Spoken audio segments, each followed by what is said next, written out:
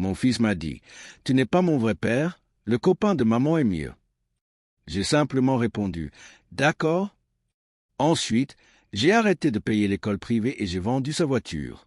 Quelques heures plus tard, sa mère me menaçait de poursuites judiciaires. Je suis un homme de 45 ans et j'ai élevé seul mon fils Marcus depuis qu'il a 4 ans. Sa mère, Véronica, nous a quittés pour un type rencontré à la salle de sport. Elle ne voulait pas la garde, elle voulait juste sa liberté. Très bien. J'ai passé 11 ans à tout reconstruire pour lui. Je me suis battu pour lui offrir le meilleur. École privée à 30 000 $ l'année, une BMW série 3 pour ses 17 ans, un ordinateur de gaming qui coûte plus cher que certains loyers, des colonies de vacances, des cours particuliers. Pas parce que je suis riche, je suis chef de projet dans le bâtiment, mais parce que je l'ai toujours mis en priorité. Il y a 6 semaines, Véronica est revenue dans sa vie. Elle est apparue avec Dante, son nouveau copain, coach sportif et conducteur d'une Maserati louée. Le genre qui parle plus qu'il n'agit. Marcus a commencé à passer ce week-end là-bas et j'ai accepté. Il mérite de connaître sa mère. Mais dimanche dernier, il est revenu et m'a lancé. « Tu n'es pas vraiment mon père. » Dante me comprend mieux. Maman dit que je pourrai vivre avec eux après mes 18 ans. Il va m'aider à devenir influenceur. Je l'ai regardé dans les yeux.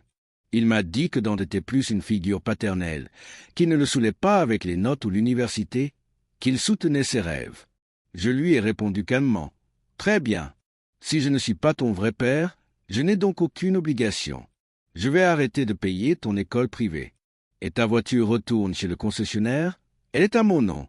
Ton épargne pour l'université, elle était pour mon fils.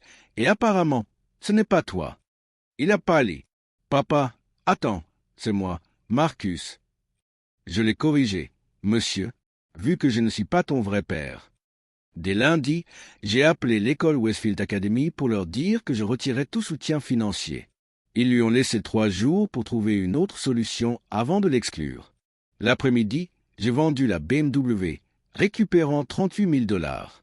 Marcus est rentré en pleurs. Il m'a dit qu'il avait les SAT bientôt, que c'était trop tard pour changer d'école. Je lui ai conseillé de parler à sa vraie figure paternelle. Il a crié « Tu gâches ma vie pour un seul commentaire. » J'ai répondu « Non, tu as dit que je n'étais pas ton père. Les vrais pères paient l'école.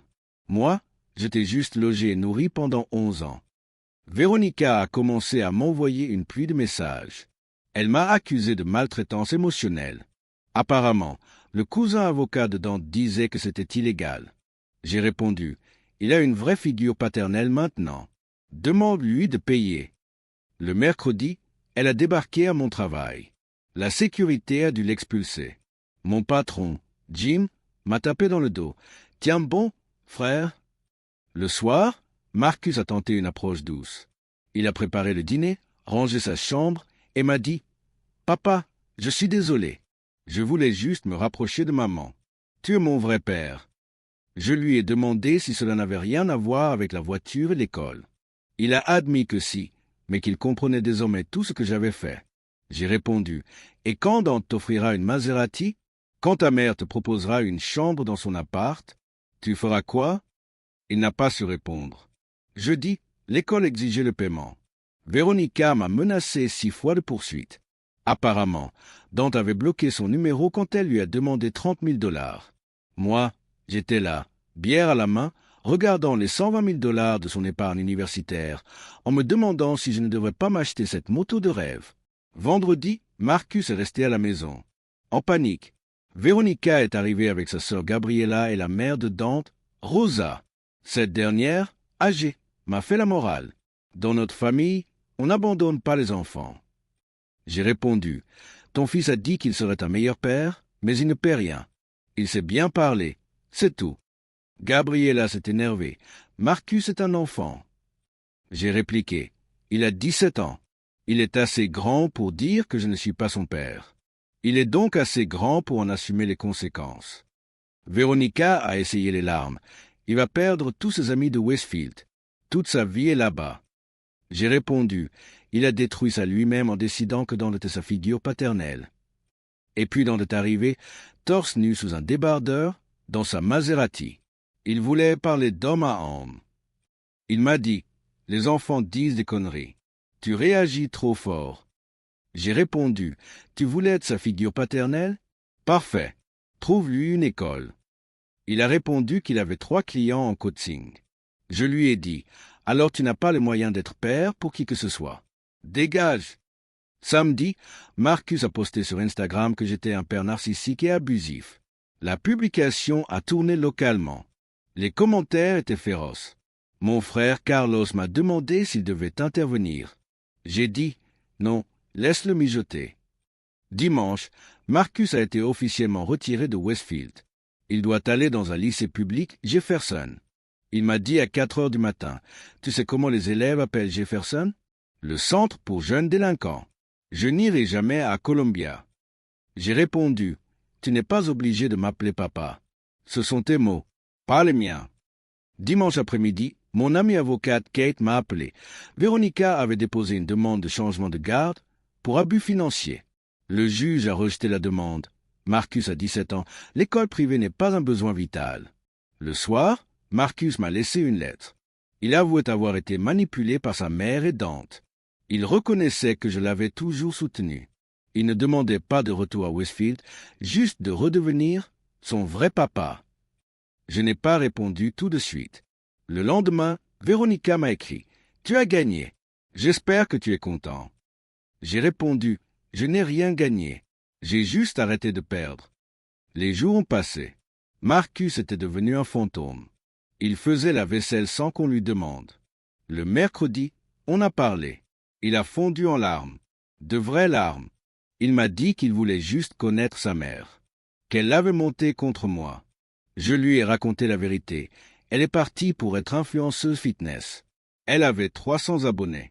Elle a dilapidé notre crédit pour acheter des compléments alimentaires invendables. Jeudi, Dante a été arrêté. Il vendait des faux compléments en les faisant passer pour des produits pharmaceutiques. Un client a été hospitalisé. La police a trouvé 70 boîtes chez lui. Véronica m'a appelé en hurlant que c'était de ma faute. J'ai éclaté de rire. Vendredi, c'était la journée des terminales pour sécher les cours. Marcus y est allé quand même.